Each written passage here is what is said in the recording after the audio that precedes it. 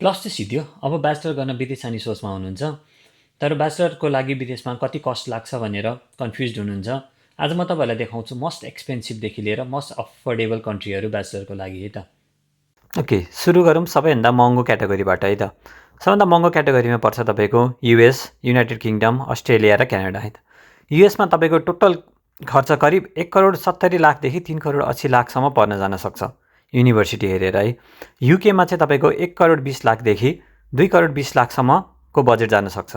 Australia र क्यानाडामा करिब 1 देखि 2 बजेट चाहिन सक्छ है। तर यसको पोजिटिभ साइड चाहिँ के छ भनेदेखि तपाईँको अर्निङ पोटेन्सियल पनि यो देशहरूमा धेरै राम्रो छ है। अस्ट्रेलियामा तपाईँको आवरली वेज 2,000 भन्दा माथि छ पर आवर होइन। युकेमा तपाईँको त्यसै गरी 2,000 जस्तो छ। क्यानाडामा 1,700। अनि पार्ट टाइम तपाईँले काम गर्नुभयो भनेदेखि महिनाको 1,80,000 देखि 3,80,000 सजिलै तपाईँले कमाउन सक्नुहुन्छ यो कन्ट्रीहरूमा है त। अब भेरी हाई कस्ट भएको देशहरू हेरौँ। तपाईँको न्युजिल्यान्ड पर्छ, यसमा स्विडेन पर्छ, नेदरल्यान्ड्स पर्छ है त। न्युजिल्यान्डमा तपाईँको मिनिमममा 90,00,000 देखि 1,50,00,000 पुग्न सक्छ। स्विडेनमा तपाईँको 1 देखि 1,60,00,000 पर्न जान सक्छ होइन। त्यसै गरी नेदरल्यान्ड्समा भन्ने 1 देखि 1,70,00,000 खर्च हुन सक्छ तपाईँको। यसमा पनि तपाईँको पार्ट टाइम काम गर्न सक्नुहुन्छ तपाईँले 20 घन्टा हप्ताको होइन। यसमा चाहिँ तपाईँको मिनिमम वेज राम्रै छ यो कन्ट्रीहरूमा पनि। नेदरल्यान्डमा सबभन्दा राम्रो छ तपाईँको 2,600 रुपियाँसम्म छ पर आवर होइन, नेपाली रुपियाँ। स्विडेनमा तपाईँको 2,300 रुपियाँसम्म छ। न्युजिल्यान्डमा पनि 2,100 जति एभरेजमा कमाउन सकिन्छ है त पर आवर। अनि पार्ट टाइम तपाईँले काम गर्नुभयो भनेदेखि जेनरली 1,20,000 देखि 3,00,000 तपाईँले कमाउन सक्नुहुन्छ यो कन्ट्रीहरूमा।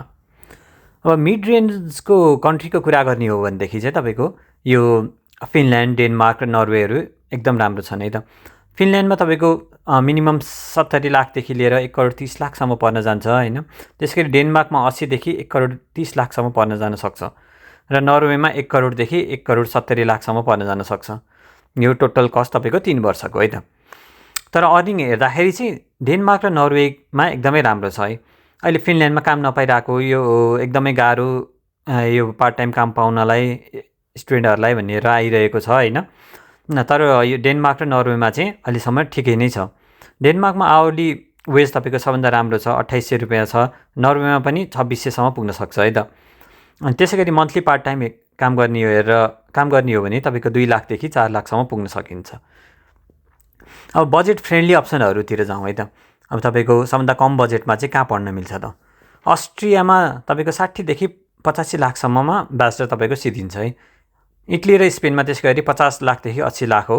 जर्मनीमा 60 देखि 90,00,000 टोटल खर्च लाग्न सक्छ तपाईँको टोटल 3 वर्षको। तपाईँहरू हाई अर्निङको लागि जान चाहनुहुन्छ भनेदेखि अस्ट्रेलिया, युके, नर्वेहरू राम्रो अप्सन हुनसक्छ होइन। अब तपाईँले लो बजेटमा अफोर्डेबल कस्टमा ब्याचलर सिध्याउँछु, राम्रोसँग पढ्छु भनेर भन्नुभयो भने यो अफोर्डेबल कन्ट्रीहरू जस्तै जर्मनी, इटली, स्पेनहरू तपाईँको लागि बेस्ट हुनसक्छ है त।